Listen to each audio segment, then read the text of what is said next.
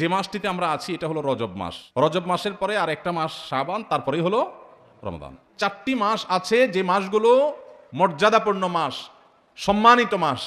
আল্লাহ তাআলা এই মাসগুলোকে মর্যাদা দিয়েছেন, সম্মান দিয়েছেন। সেই সম্মানিত যে 4 মাস, এই 4 মাস সম্পর্কে সহিহ বুখারীর হাদিসে নবী করিম সাল্লাল্লাহু আলাইহি ওয়াসাল্লাম বলেছেন সালাসুন মুতাওয়ালিয়াত, সেই সম্মানিত 4 মাসের 3টা হলো বাই সিরিয়াল, ধারাবাহিক। সে ধারাবাহিক 3 মাস হলো জিলকদ, জিলহজ, মুহররম। বলতে হবে সাথে, জিলকদ, জিলহজ, মুহররম। সিরিয়ালে মাসের কততম মাস? হিজরি বর্ষের কততম? 11, 12, 1। এই 3টা হলো ধারাবাহিক সম্মানিত 3 মাসের 3টা। অর্থাৎ আমরা যে রমজানের রোজা পালন করার পরে শাওয়াল আসে, এই শাওয়াল চলে গেলেই টানা ধারাবাহিকভাবে 3 মাস, এগুলো হলো সম্মানিত মাস। ওয়ারাজাব মুদর আল্লাযী বাইনা জুমাদা ওয়া শাবান, 4র্থ মাসটা হলো রজব মাস, যেটা জুমাদা সানি আর রজবের মধ্যবর্তী, শাবানের মধ্যবর্তী। অর্থাৎ এই যে মাসটাতে আমরা আছি এটা, তাহলে এটা হলো সম্মানিত 4 মাসের একটা। ভাইরা আমার, এই কথাটা এর আগেও যারা জানতেন, আগে থেকেই জানতেন যে রজব মাসটা সম্মানিত 4 মাসের একটা, এটা যারা আগে থেকে জানতেন তারা একটু হাত তোলেন।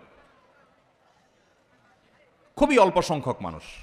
তাহলে আজকের মাহফিল থেকে নেওয়ার মতো একটা জিনিস ইতিমধ্যে আমরা পেয়ে গেছি, সেটা হলো সম্মানিত 4 মাস বছরের রমাদানটা সবচেয়ে সেরা, সেটার কোনো আলোচনা নাই, সব কিছুর ঊর্ধ্বে। রমজান মাসের পরে হিজরি বর্ষের 4টি সম্মানিত মাস আছে। এই 4টি সম্মানিত মাসের মধ্যে 3টা ধারাবাহিক, জিলকদ, জিলহজ, মুহররম, আর 4র্থ মাসটা হলো রমজান মাসের আগের মাস, অর্থাৎ যে মাসটাতে আমরা এখন আসি রজব মাস, এই মাসটা। তাহলে এই ইলমটা, এই কোরআনের ধারণাটা, এটা আজকে থেকে নিয়ে যাব ইনশাআল্লাহ। এই ইলমটা নিলে লাভ হবে কি? লাভ হবে এই, স্বয়ং আল্লাহ রাব্বুল আলামিন যে মাসকে মর্যাদাবান ঘোষণা করেছেন, সেই মাসটা আমাদের কাছে মর্যাদা পাওয়ার উপযুক্ত না উপযুক্ত না? কোনো সন্দেহ আছে? আল্লাহ কোরআনে যে মাসকে মর্যাদাবান বলেছেন, সে মাসের প্রতি মর্যাদা প্রকাশ করা আমাদের কর্তব্য না কর্তব্য না? এখন আমরা যদি কাউকে না চিনি, তাকে কি মর্যাদা দেওয়া যাবে? আপনি ডিসি অফিসে চাকরি করেন, নতুন বাংলাদেশে পুরাতন ডিসি পরিবর্তন হয়ে নতুন ডিসি সাহেবের এখানে পোস্টিং হয়েছে। আপনি বিমানে করে ঢাকায় আসছেন, আপনার পাশের সিটেই ডিসি সাহেব বসে আসছেন, উনি যোগদান করার জন্য আসছেন। আপনি ডিসি অফিসের একজন সাধারণ কর্মচারী, পাশের সিটে যে বেচারা আসছে, যে লোকটা আসছেন তিনি ডিসি হিসাবে এখানে জয়েন করবেন। আপনি জানেন না যে তার অধীনেই আপনার কাজ করতে হবে সামনে, তাহলে সেক্ষেত্রে আপনি পাশের সিটের লোক হিসাবে তাকে বিশেষ কোনো কেয়ার কি করার কথা? কিন্তু যদি আপনি টের পান, জানতে পারেন যে উনি এখানে জয়েন করবেন এবং তার অধীনেই আপনার কাজ করতে হবে, তাহলে আপনার ভিতরে একটু পরিবর্তন হবে নাকি হবে না?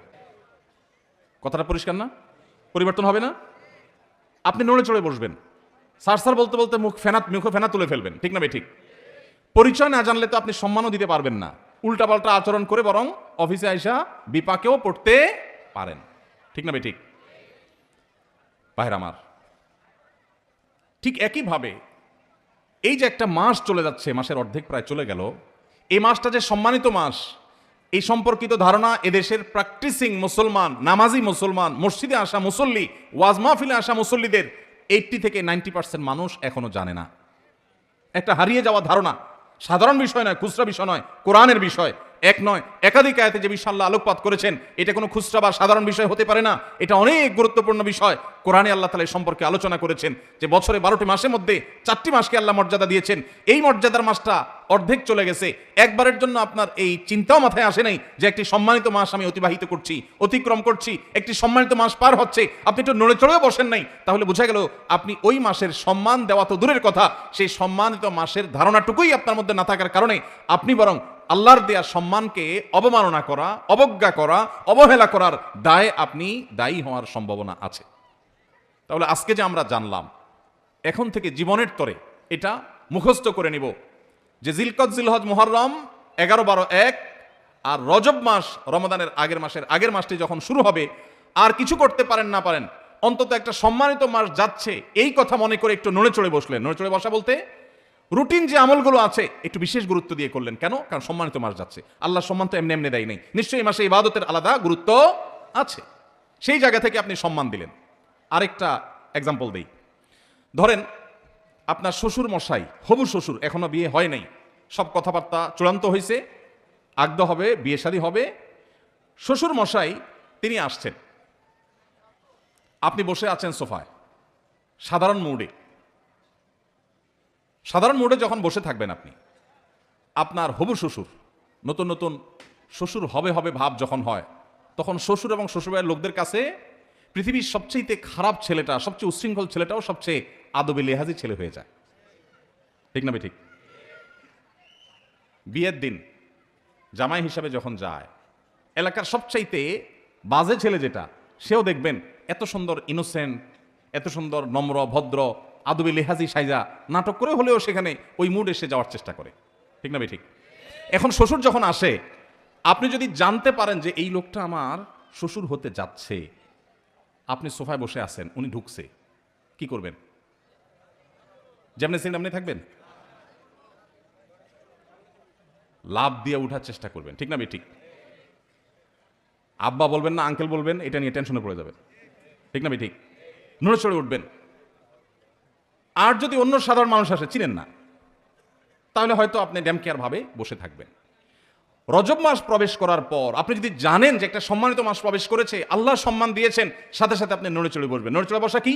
অন্য সময় ফজর নামাজের জামাতে গাফিলতি হলেও রজব মাস যাচ্ছে এই কথা মনে করে তাড়াতাড়ি মসজিদে চলে যাবেন, কারণ সম্মানিত মাস যাচ্ছে, আল্লাহ সম্মান দিয়েছেন। আমি যদি নড়ে চড়ে না বসি, আমি যদি আমলের জন্য নড়ে চড়ে আমি নিজেকে প্রস্তুত না করি, তাহলে আল্লাহর দেওয়া সম্মানিত মাসের প্রতি আমি অবহেলা এবং অবজ্ঞা প্রদর্শন করে বেয়াদব হলাম।